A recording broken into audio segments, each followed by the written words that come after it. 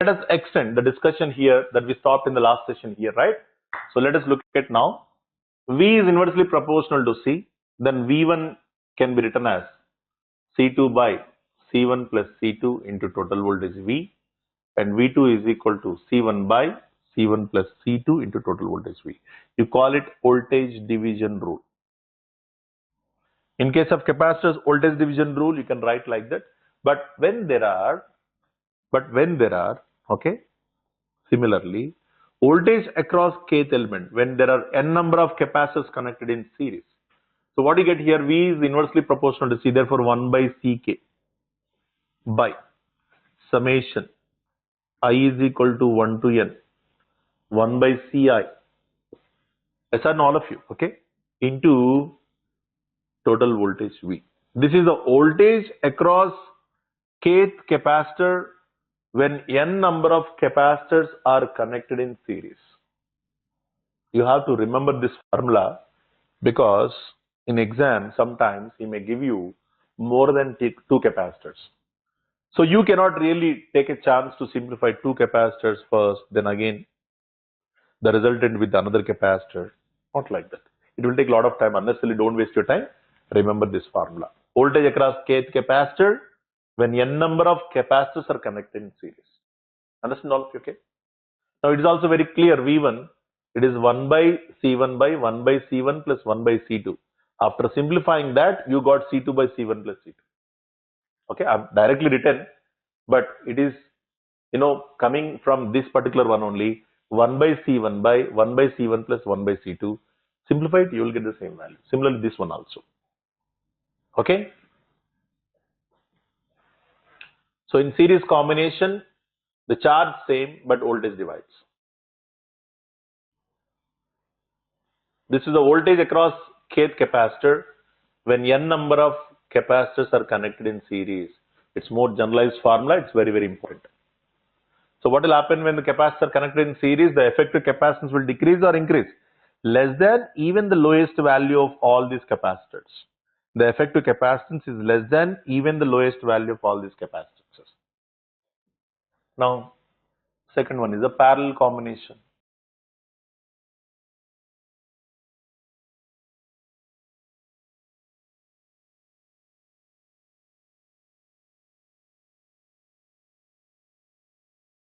Okay, voltage same, but the charge divides. Voltage same, but charge divides. Okay, yes or no? Look at this. Now, 2 capacitors connected in parallel. We'll generalize it for n number of capacitors later. This is the voltage and the charge supplied by the capacitor. Okay, it divides into Q1 and Q2. But voltage is same, yes or no? Voltage is same. This is V and this is also V. There is no change here. Understand all of you, okay? Here, you must understand, always there is a charge conservation at every node. Just like KCL says, algebraic sum of the currents entering into node is 0. Yes or no, all of you? Similarly, the charge at a particular node must be conserved. That means the charge total supplied and charge total absorbed must be 0 at every node. Look at this here. If you take in the series combination, if you take, this is what the charge supplied by the source and this is the charge deposited on conducting plate of this capacitor. This is the node. What is supplied? Q. What is absorbed? Q. Therefore, the charge is conserved. Supplied is equal to absorbed. If supplied is plus and absorbed is minus, then algebraic sum will become 0. Similarly, here also. Understand all of you, okay? What will happen here? This is plus, this is minus, and this is plus, this is minus. Yes or no, all of you? Now here, this is minus, this is plus, but the net charge is becoming what? 0 again. Understand all of you, okay? Because charge, this is plus Q, this is minus Q, this is plus Q, this is minus Q. Yes or no, all of you? So what is happening here? This is, here it is supplying the charge, here it is absorbing the charge, the net charge is becoming 0. But when it comes to the capacitors here, what is happening? This is minus Q, this is plus Q, but the net capacitance will become, net charge will become what? 0. Similarly, This is absorbed and this is supplying, and at this node the net charge becomes 0. At every node the charge must be conserved. It's very, very important. Understand all of you? Okay. Now here also the total charge is Q and the total charge absorbed by the two capacitors is Q1 and Q2. Therefore Q1 plus Q2 is nothing but Q here, or Q is nothing but Q1 plus Q2. And KVL as usually, V and minus V0, V and minus V0, that's it. KVL is always satisfied. At every node KCL must be satisfied.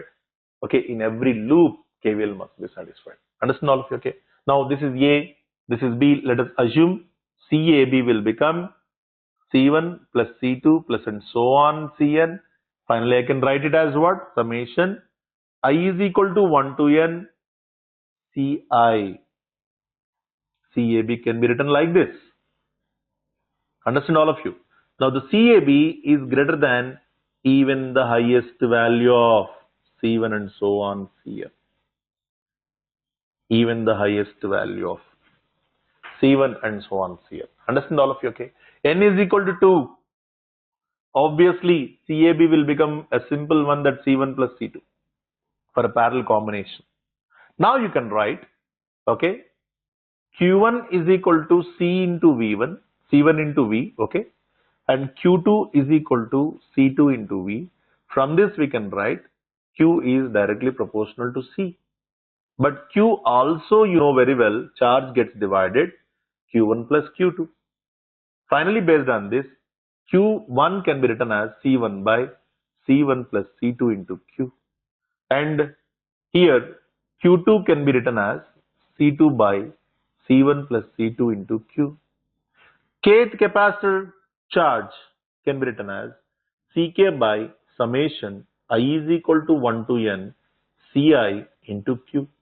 This is the generalized expression that you can take the the charge deposited on kth capacitor when n number of capacitors are connected in parallel. Understand all of you? Okay. So this is called charge division rule. Charge division rule. Understand all of you? Okay. So please note down this quickly, all of you.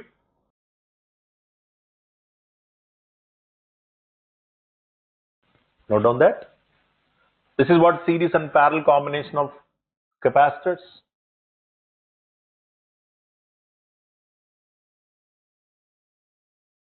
You have seen resistor and conductance formulas in the beginning of the classes, okay? In the very beginning classes. All conductance formulas and capacitor formulas look same. They look similar.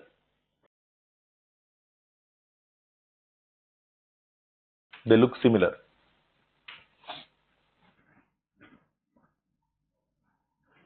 All resistor formulas, inductor formulas look similar.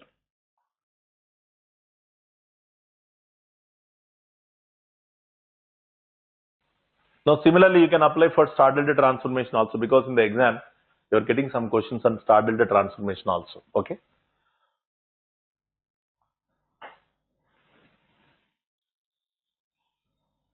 Delta to star.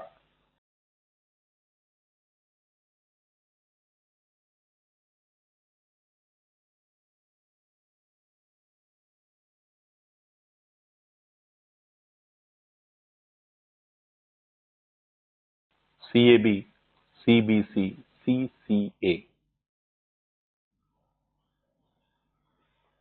CA, CB, CC.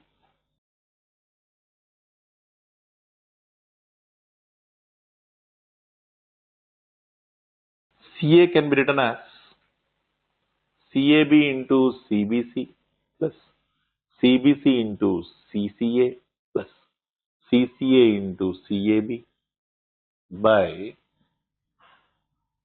CBC. CB can be written as numerator same CCA. CC can be written as numerator same CAB. Okay, just like conductance formulas looks like. You can go back to your conductance formula. Very beginning we have studied this in the started transformation. You can also cross check. Fourth one is star to delta.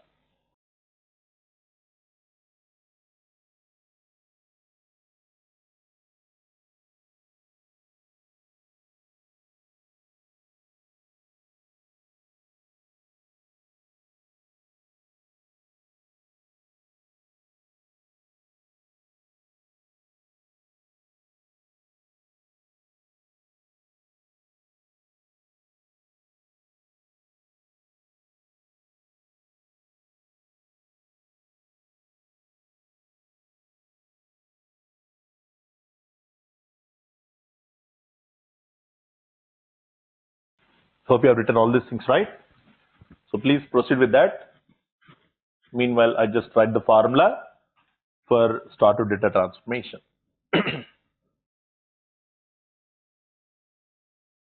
CAB can be written here, CA into CB by CA plus CB plus CC. CBC can be written as CB into CC by CA plus CB plus CC. CCA can be written as CC into CA by denominator same. This denominator is same, right? So let me write just simply bracket so that you remember the denominator is same here. If, note, if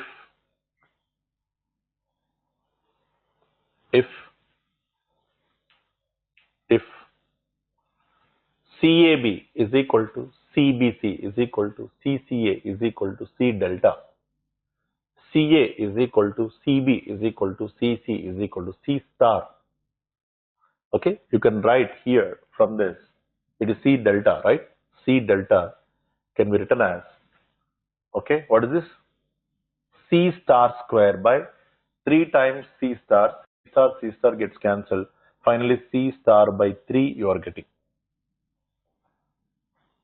Or else, C star can be written as 3 times C delta. It is very clear that each element of star equivalent will be 3 times, okay, the delta equivalent capacitance. Okay, delta equivalent element. Each element of the star equivalent of capacitor, the star equivalent of the capacitors is equal to 3 times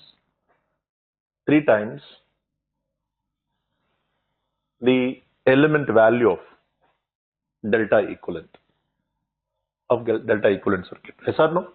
So it's very clear, we observed very clearly. So please quickly complete them. Then we can switch over to the topic.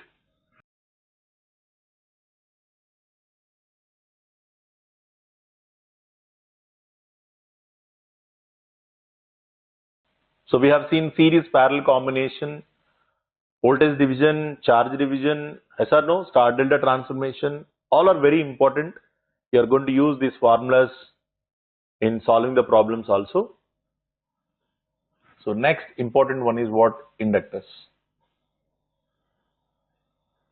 So once you understand the capacitors, you can also understand easily the inductors. In the similar flow, you can go and complete all those, okay? Now first we write certain points about inductors. Please write down.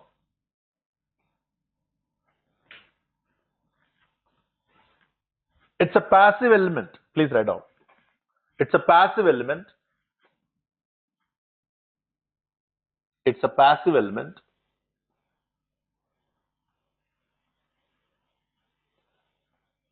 that stores energy in its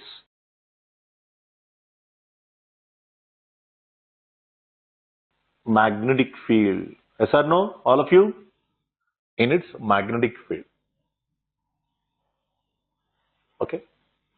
Write down one more important point, that, okay, how inductor is formed. Let us try to understand. A simple point you can write.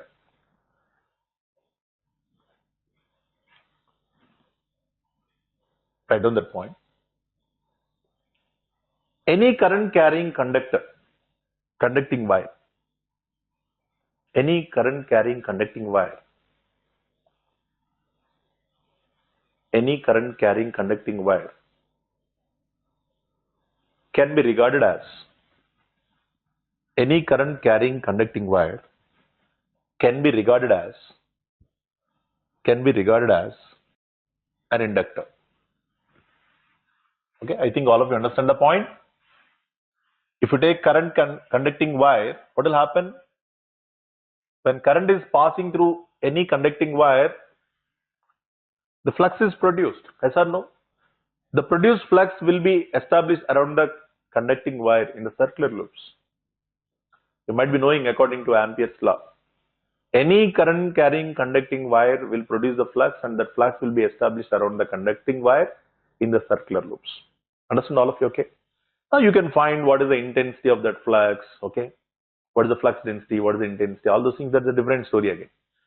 Okay, right hand thumb rule can be used even to identify that direction of the current and direction of flux.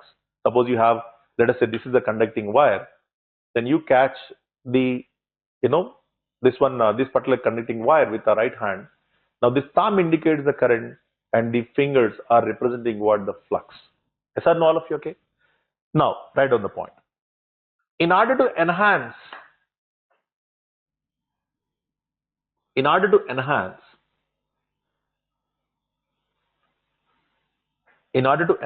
the flux,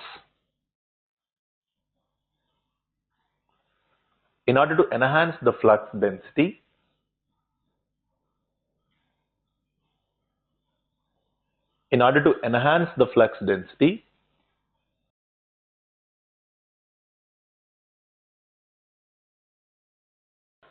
the conducting wire is formed into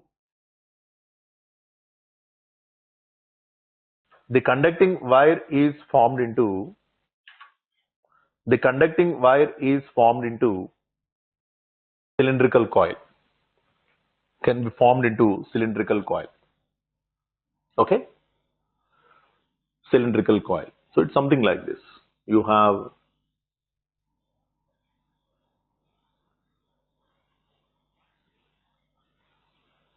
so what you're trying to do here, you're taking the wire and forming into a cylindrical coil.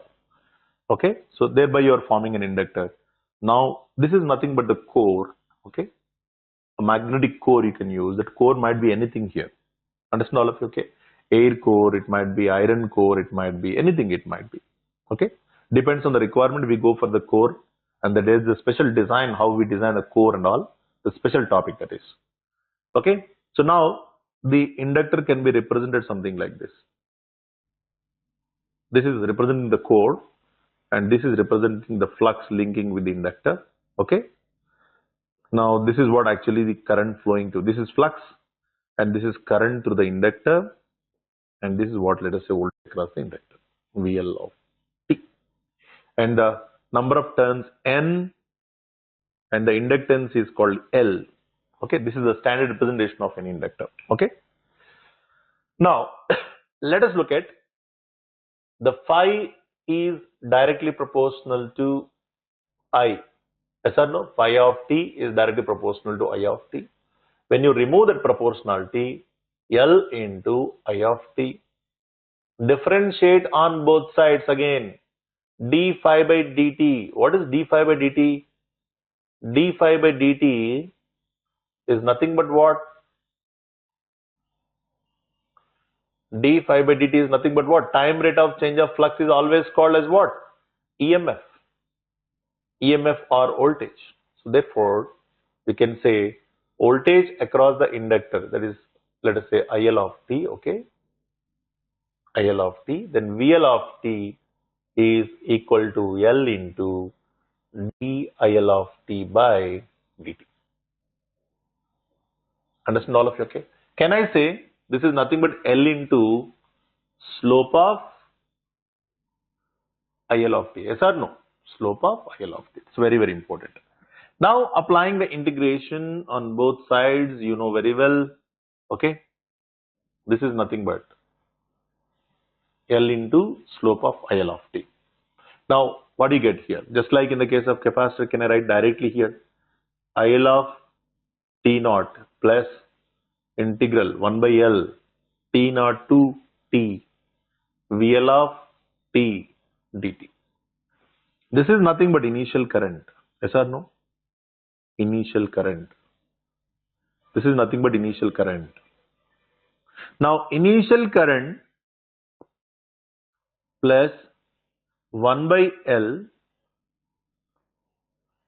area under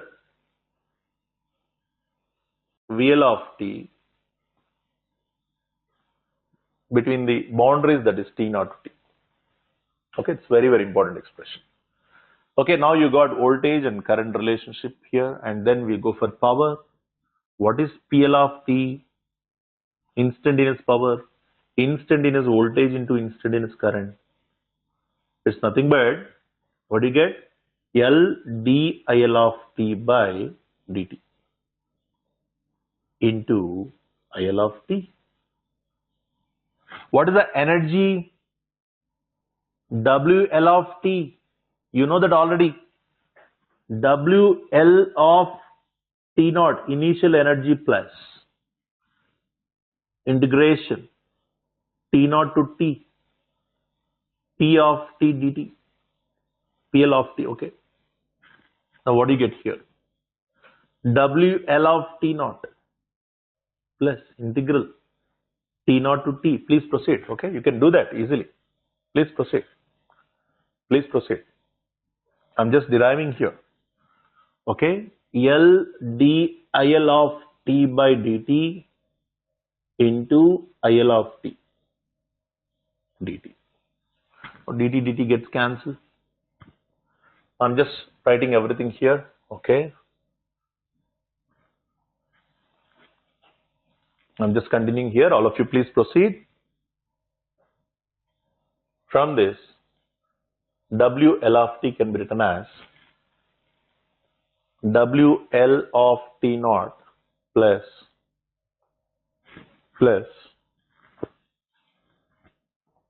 half. Why half? Because I di is nothing but I square by 2 after integration. So L IL of T whole square over the limits T naught to T. Okay? Plus half L into IL of T square minus IL of T naught square. Yes or no? Now, if WL of T naught is 0, then WL of T will become half L IL of T square minus IL of T naught square. Okay? If again IL of T naught is 0, because initial current sometimes it may be 0. But remember, always you should write the formula along with all initial energy as well as initial current. Then only, there is a possibility, because sometimes in the exam, he is trying to give the questions on, okay, based on this initial current and initial energy, okay. Therefore, WL of T can be written as half L of T whole square. This is very, very important.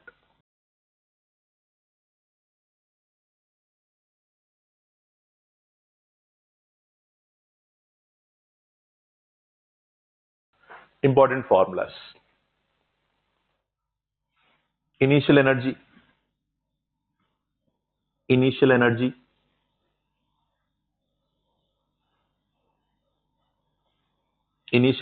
stored in inductor, okay. Initial energy stored in the inductor, and then we can, after that you can come back here, important characteristics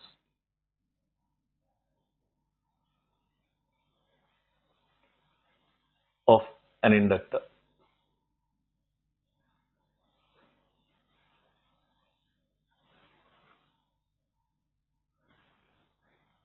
Important characteristics of an inductor.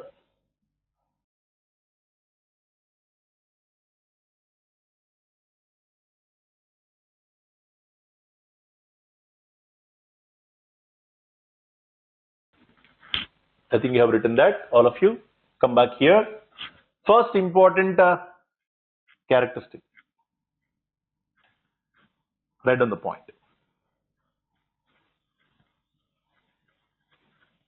First point. First characteristic. An inductor is short circuit to DC. An inductor is short circuit to DC.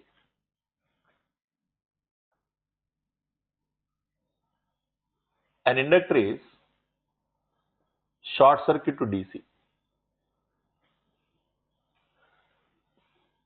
Okay. It's very clear from this. VL of t is equal to L into dIL of t by dt. If IL of t is DC, let us say, then what will happen? Time rate of change of this constant, DC is nothing but constant. VL of t will become 0. 0 is nothing but what? Voltage 0 refers to what? Short circuit. DC is nothing but what? Frequency 0. That is nothing but what? Low frequency. Okay, DC is nothing but frequency 0. That is nothing but low frequency. That is why we can write here the inductor. What is doing here actually? Short circuit means what? Passing.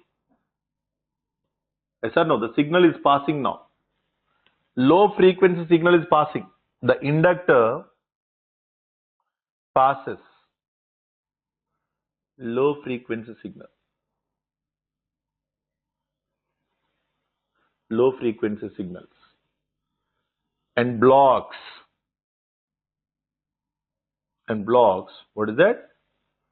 High frequency signals. It's very, very important, and based on this point and the capacitor also we discussed in the earlier session, based on these two important points, the inductors and capacitors are widely used in filters. They are widely used in filters.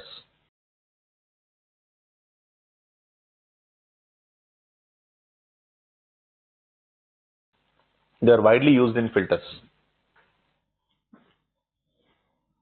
So the most important characteristics which is very, very useful in case of transient analysis. Okay? In case of transient analysis.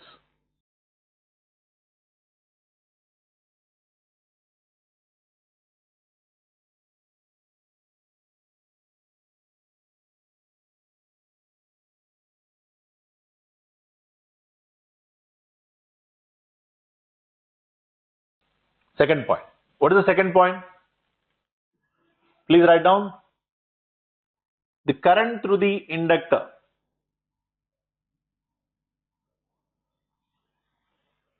What did you write in the case of capacitor? The voltage across the capacitor may not change instantaneously. Charge is directly proportional to voltage. Therefore, charge deposited on conducting plate of the capacitor may not change instantaneously. Now here the flux is directly proportional to current. So therefore, the current through can be replaced by the flux linking with. Flux linking with. The current through inductor, that means the flux linking with the inductor, understand all of you, okay? May not change. May not change instantaneously, abruptly. Understand all of you, okay? Or suddenly. We discussed already these points. There is no need to elaborate again. Instantaneously, abruptly, or suddenly. Okay? We'll prove it, how it is going to happen. Okay? So V is equal to VL of t is equal to, okay, L d IL of t by dt. Now let me write L into IL2 minus IL1 by T2 minus T1. Just like in the case of capacitors, can I write the expression like this or not? There we have written IC of t is equal to C dVc of t by dt. Yes or no? Similarly, we can write here. Now, since we are trying to change instantaneously or abruptly here, the denominator can be taken as 0. Now, our intention is to change the current through the inductor, let us say 2 amperes to some 5 amperes. What will happen? What will happen? This entire component looks like infinity, yes or no? Okay, that means what? The current through the inductor, if you want to change from one value, that is initial value 2 amperes to some other value in 0 time, you require voltage across the inductor to maintain how much? Infinite voltage in 0 time. You call it ideal impulse voltage. Understand all of you, okay? That means if you are able to give that ideal impulse voltage across the inductor, it is possible to change current through the capacitor from one value to other instantaneously, but which is practically impossible. Yes or no, all of you, okay? Which is practically impossible. Ideally possible, but practically impossible. So students, you can write here now. Please note down this quickly, and then I'll give you an important point here, okay? So please write down quickly here. Please write down quickly here. Write down quickly. After this, I'll give you an important point. From the above expression,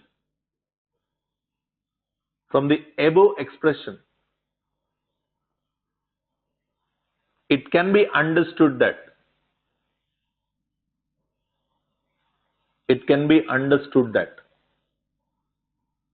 from the above expression, it can be understood that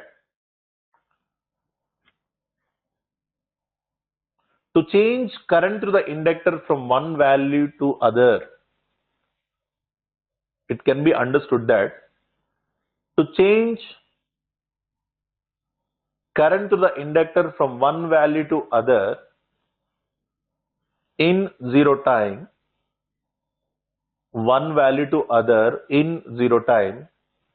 the voltage across the inductor required is infinite. You understand? The voltage across the inductor required is infinite. In bracket, you can write ideal impulse. In bracket, you can write ideal impulse. Close the bracket and continue, which is practically impossible. Even if you, I think you have written that particular statement as it is in the case of capacitor also, which is practically impossible. If not, you please write there also, okay? From the above expression, it can be understood that to change current to the inductor from one value to other in zero time, the voltage across the inductor required is infinite. That's nothing but what? In bracket you are written ideal impulse. Close the bracket, continuation, which is practically impossible. I hope you understand the point, okay? Now, note, it's a very important point. These are all very, very important. I'm telling you the characteristics of the inductor and capacitor, particularly the second characteristic here in inductor, and there we have seen the capacitor also. Very important points. So the first one, this is what the inductor, right? The flux, right? Okay, L, and this is IL of t, and this is VL of t. Okay. The first point, if VL of t is finite, you understand all of you? Then IL of t may not change instantaneously. Second point, if VL of t is infinite, nothing but ideal impulse,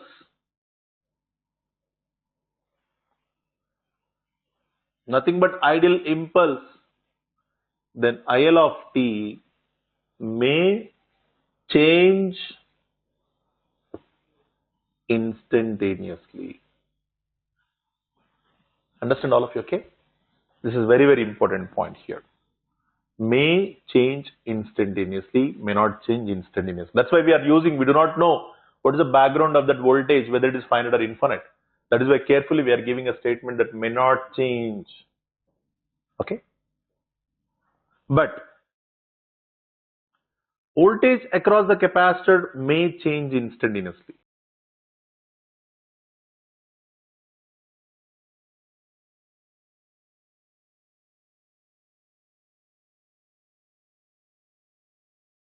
Okay? Voltage across the capacitor may change instantaneously. You remember, I think all of you, in case of capacitor and inductor, in case of capacitor, we have written current through capacitor may change instantaneously.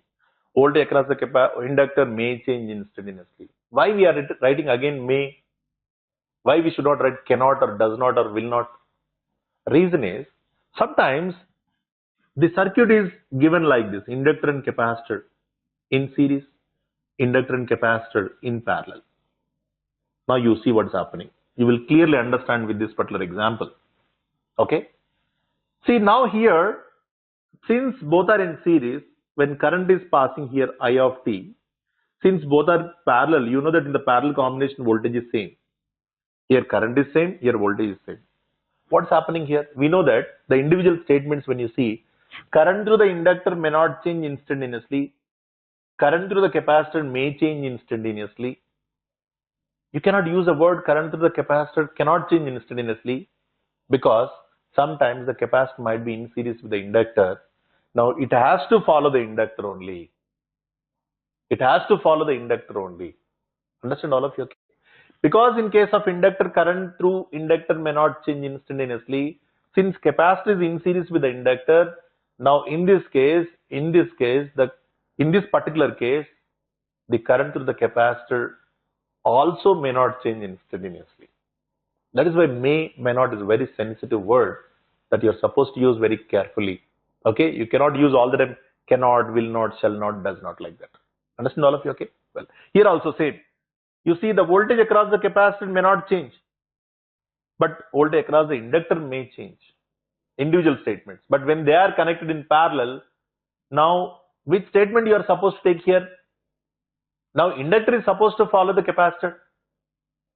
If the voltage across the capacitor may not change, now in this particular context, in the parallel combination, the voltage across the inductor also may not change. That is why I am carefully writing without the presence of any capacitor parallel. Okay, I can say voltage across the inductor may change. But in case if a capacitor is there in parallel, then it may not change.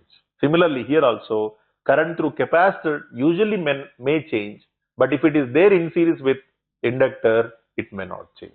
So you must be very careful here. Okay. So in case of series combination, the elements must follow the inductor if there is an inductor. In case of parallel combination, okay, the elements must follow the capacitor in case if there is a capacitor. Hope you understand the point.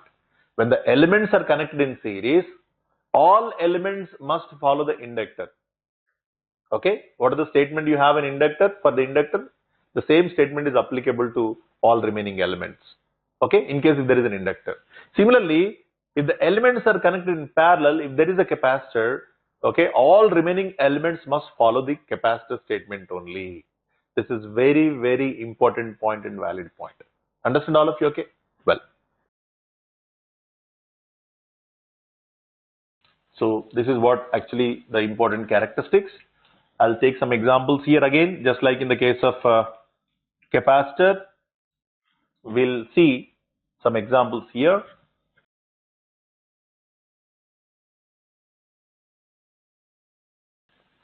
So please write down here, not only current, but the same statement is applicable to what? Flux. Flux. Okay. Flux linking with inductor. Some examples we are seeing here. Okay. Which of the following is or are acceptable?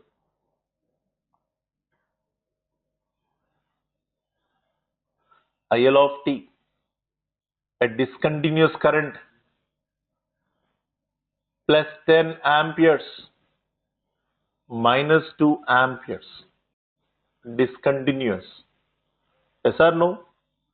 Discontinuous current may not be acceptable to the inductor. Yes or no? May not be acceptable to the inductor. Therefore, cross. Yes or no, all of you? Current through the inductor may not change instantaneously. He did not mention whether the inductor is experiencing finite voltage or infinite voltage. By default, I told you, you must take always finite only. Yes or no, all of you? Therefore, may not be acceptable, because here the current is changing instantaneously. Second point or second example, you have something like this. Some current is flowing like this. Is it continuous or discontinuous? Yes, it is continuous. Yes or no? It is T1, it is T2, it is I1, it is I2. I2 minus I1 by T2 minus T1. There is no problem. But here what's happening, this is I1, this is I2, this is T1, this is T2, T1, T2 minus 0 it is coming out. So this is the discontinuous or discrete, this is the continuous. Understand all of you, okay? So this is acceptable because continuous current, okay, continuous current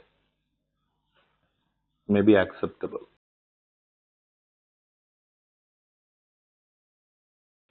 to the inductor. Please write down to the inductor. But the same discontinuous voltage across the inductor may be acceptable. Yes or no? Suppose if the voltage is given across the inductor, which is of continuous discontinuous form, some 10 volts and minus 2 volts, then what will happen here? This is acceptable because for voltage there is no problem. We have written voltage may change instantaneously. So discontinuous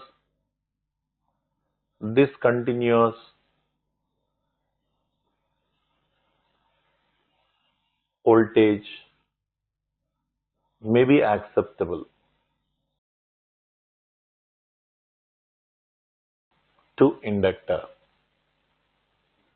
Discontinuous voltage may be acceptable to the inductor because it may change instantaneously, therefore it may be acceptable to the inductor. These are all very, very important points and important examples. If you are very good in concepts, you can answer any question that you come across. So we are trying to cover all the concepts in 360 degrees without leaving even a single point. Okay? Because tomorrow in the exam, the question may come in any direction or in any dimension. So if you really follow these kind of concepts, you can surely attempt any question that you come across. Understand? Write down quickly, all of you. We will switch over to another point. Third important point, third important characteristic.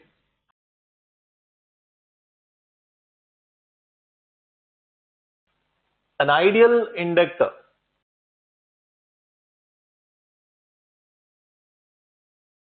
does not dissipate energy. Okay, that means what? There is no resistive component. A real inductor or a practical inductor, a real or a practical inductor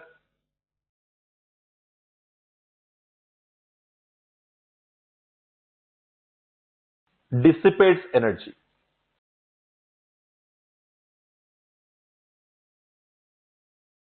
Yes or no? Dissipates energy.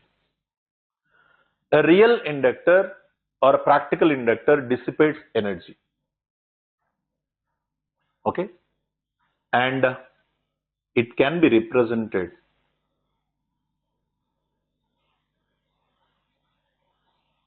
by series modeling resistor. Series modeling resistor. It can be represented by series modeling resistor. So this is what actually the practical inductor. Usually choke coil can be taken as practical inductor. I think all of you are aware choke coil. Even you might have done some experiments in the lab. Separation of choke coil parameters might be an experiment. Okay. The resistance value is very, very smaller. You can represent with the series modeling. Now this is what ideal inductor. This is a resistance very smaller value. Very, very smaller value. So that's why you can neglect it. Smaller value in series, then the voltage across that smaller resistance will also be very smaller. So we can neglect it in most of the practical, calculations. We neglect it, but still it is there actually. Okay. There is a task actually can be asked in many of the interviews, or sometimes the problems may come in different dimension in the exam. That how to separate the choke coil parameters. How to separate choke coil parameters. Okay. So just write down the procedure, put the heading. Separation of choke coil parameters. Separation of choke coil parameters. Separation of choke coil parameters. Put the heading. Separation of choke coil parameters.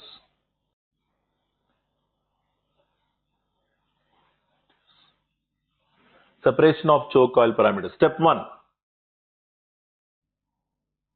Apply DC. So what will happen when you apply DC? Yes, the inductor is acting like what? Short circuit.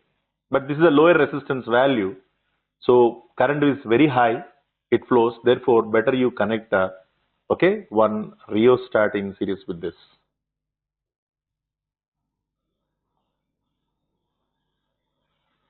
One rheostat you are connecting and connecting one DC source across it. Understand all of you, okay? Now when you apply DC voltage V, okay, and connect now a voltmeter and an ammeter in series with the coil, then what will happen? The ratio of voltage to current, the small r, will become what? Why you kept the rheostat here? To limit the current. Because the smaller value, obviously all of a sudden some highest current flows, then choke coil will get damaged. So voltmeter reading by ammeter reading. That's it. Now step 2.